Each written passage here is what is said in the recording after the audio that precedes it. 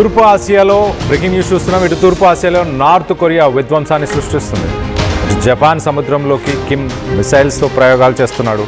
ఇటు ప్యాంగ్యాంగ్ సమీపంలో ఇటు సునాన్ అనే ఒక ప్రాంతం నుంచి 10 బాలిస్టిక్ మిసైల్స్ని ప్రయోగించాడు కిమ్. ఇటు నార్త్ కొరియా క్షిపణి ప్రయోగాన్ని ఇటు సౌత్ కొరియా కూడా ధృవీకరించింది. ఇటు కిమ్ మిసైల్స్తో జపాన్ అప్రమత్తమైంది. ఇటు పౌరులకు ఎమర్జెన్సీ అలర్ట్ని కూడా ఇటు జపాన్ ప్రభుత్వం జారీ చేసింది. ఇప్పటికే ఇటు పశ్చిమాసియాలో యుద్ధంతో ప్రపంచం అల్లకల్లోలమవుతున్న సమయంలో ఇటు కిమ్ కూడా యుద్ధంలోకి వస్తే వినాశనమేనన్నారు అని భయపడుతున్నారు ప్రస్తుతానికి. ఇటు ఒక్కసారి మనం చూస్తే కనుక ఇటు సౌత్ కొరియా దీన్ని కన్ఫర్మ్ చేస్తుంది. ఇటు నార్త్ కొరియా ఒక 10 బాలిస్టిక్ మిసైల్స్ని ఇటు వెస్ట్ కోస్ట్లోకి మొత్తానికైతే ప్రయోగించినట్టు తెలుస్తుంది. సో గతంలో ఎప్పుడు కూడా ఇటు 10 మిసైల్స్ని కిమ్ జాంగ్ వాడలేదంట. ఈసారి మొదటిసారి 10 మిసైల్స్ని ఇటు బాలిస్టిక్ మిసైల్స్ని ప్రయోగించడానికి కారణం ఏంటి? మరో పక్కన ఇటు సౌత్ కొరియా అలాగే అమెరికా, యునైటెడ్ స్టేట్స్ ఇవి రెండు కూడా ఒక 11 డేస్కి సంబంధించిన యాన్యువల్ జాయింట్ మిలిటరీ ఎక్సర్సైజెస్ని చేస్తున్నాయి. దాని పేరు ఫ్రీడమ్ షీల్డ్.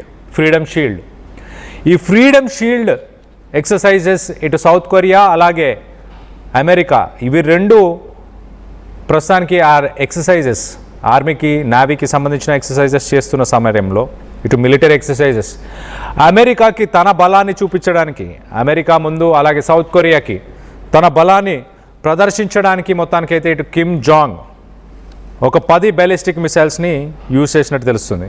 మరో పక్కన ఈ 10 బాలిస్టిక్ మిసైల్స్ యూజ్ చేసిన సమయంలో తనతో పాటు తన కూతురు కిమ్ జూ ఏయ్ తన కూతురు కూడా ఉంది. ఇద్దరు కలిసి ఈ వీడియోస్ని ఆ బాలిస్టిక్ మిసైల్స్ ప్రయోగించినప్పుడు ఆ వీడియోస్ని తిలకిచ్చారంట.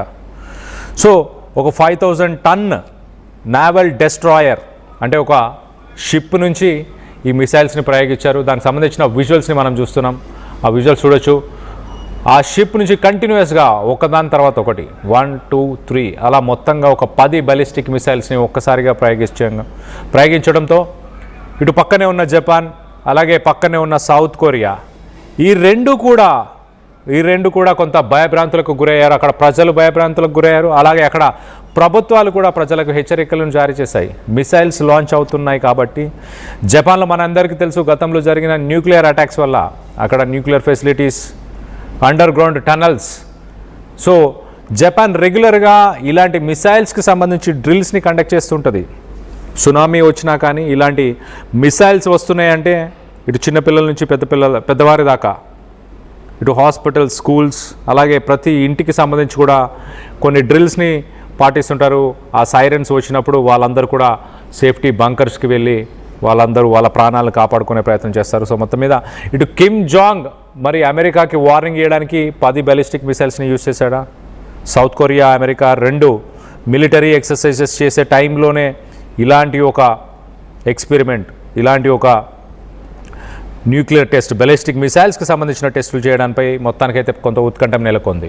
మరో పక్కన ఇటు ఇరాన్కి సపోర్ట్ చేస్తూ ఇరాన్కి సంబంధించిన regime Mojtaba Khamenei supreme leader Khamenei రెండవ కొడుకైన మొస్తబా ఖమేనీ సుప్రీం లీడర్గా ఉండడానికి కూడా గతంలో ఇటు కిమ్ జాంగ్ అంగీకరించాడు. నేను నా సపోర్ట్ని ఇరాన్కి అలాగే మొస్తబా ఖమేనీకి వీరిద్దరికీ కూడా నా సపోర్ట్ని ఇస్తానంటూ కూడా గతంలో ఇటు కిమ్ జాంగ్ బహిరంగంగానే దాని గురించి మాట్లాడాడు. సో ఇప్పుడు ఈ బాలిస్టిక్ మిసైల్స్కి సంబంధించి ఈ మిసైల్స్ ఒక్కసారిగా ఆ మిసైల్స్ని ప్రయోగించడంతో ఒక్కసారిగా ఇటు సౌత్ కొరియా అలాగే జపాన్ ఉలిక్కిపడ్డాయి. అక్కడ అమెరికాకి సంబంధించిన ఫోర్సెస్ కూడా ఇప్పుడు మిలిటరీ ఎక్సర్సైజ్లో పాల్గొనడానికి సౌత్ కొరియాకు వచ్చాయి.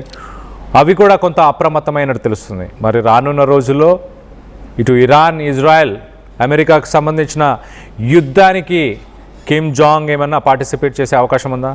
ఇటు మనం చూస్తే కనుక ఇటు రష్యాతో కిమ్ జాంగ్కి ఉన్న ఒప్పందం ఇటు యుక్రెయిన్ అలాగే రష్యాకు సంబంధించిన వార్ జరుగుతుంది కదా.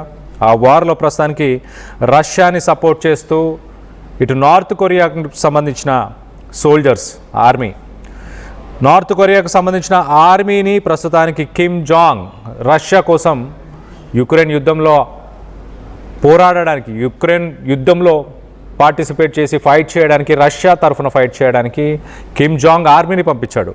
మరి అలాగే రానున్న రోజుల్లో ఇటు కిమ్ జాంగ్ ఇరాన్కి కూడా ఆర్మీని పంపించే అవకాశం ఏమైనా ఉందా?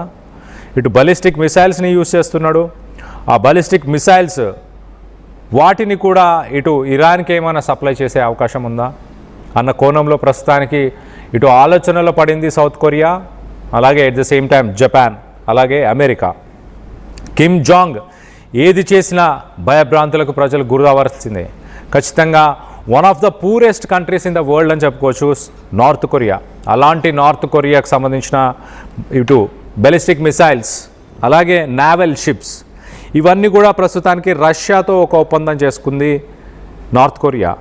రష్యా దగ్గర ఆ టెక్నాలజీ కావచ్చు, రష్యా నుంచి ఇటు నావల్ డెస్ట్రాయర్స్, మనం చూస్తున్న విజువల్లో రైట్ సైడ్ విజువల్ చూస్తున్న ఆ షిప్ని కూడా రష్యన్ టెక్నాలజీతో బిల్డ్ చేశారు. రష్యా దగ్గర ఆ టెక్నాలజీకి సంబంధించి కొనుగోలు చేసింది ఇటు నార్త్ కొరియా. అలాగే రష్యాతో కూడా కొన్ని ఒప్పందాలు ఉన్నాయి. ఇటు నార్త్ కొరియా మీదకి దాడికి ప్రపంచ దేశాల నుంచి ఏ దేశమైనా దాడికి వస్తే కనుక అది రష్యా మీదకి కూడా దాడి వచ్చినట్టుగా కన్సిడర్ చేస్తుంది రష్యా. అలాంటి ఒప్పందం ఇటు రష్యా నార్త్ కొరియా చేసుకున్నాయి. రష్యా మీద దాడిని కూడా ఇటు నార్త్ కొరియా అదే విధంగా స్వీకరిస్తుంది. ఇటు రష్యాపై ప్రస్తుతానికి జరుగుతున్న యుక్రెయిన్ యుద్ధానికి సపోర్ట్ చేస్తూ ఇటు నార్త్ కొరియా ఆల్రెడీ ఆర్మీని అక్కడికి పంపించడం జరిగింది. సో ఒక సెక్యూరిటీ డీల్, ఇటు రష్యా సౌత్ కొరియా మధ్య ఉన్న సెక్యూరిటీ డీల్, మరి ఇరాన్కి కూడా